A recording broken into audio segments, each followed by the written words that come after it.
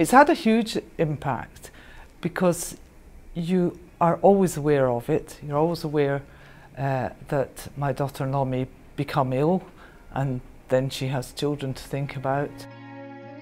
I remember looking at a medical book and it was described as relentlessly progressive, and there was no cure. It was just awful knowing that we had a 50% chance of going on to develop it ourselves. That was a journey that took me several years before I did finally go on, and then eventually I had the test and I've got the gene. Sometimes I think it's a bit the elephant in the room. It's the inevitability of it. It's the fact that it affects you both psychologically and physically.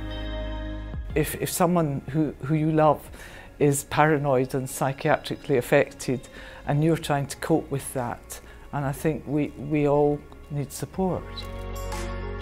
When you actually sit down and explain to people what it actually involves, how it affects every single part of your brain, it affects your mood, your thoughts.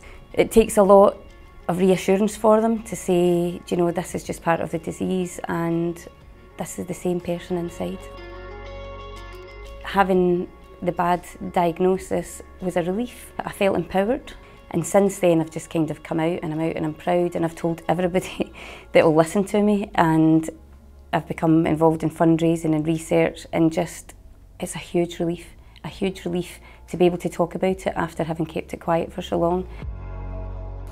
I think it's very important that we have people who can speak up for HD, who can explain it, who can explain that there's hope for the future. We're all very excited by the various research projects. It needs to be brought out into the open and talked about far more than it is. There's not enough knowledge out there. We need to get the story out there. We need to play a role in helping people understand.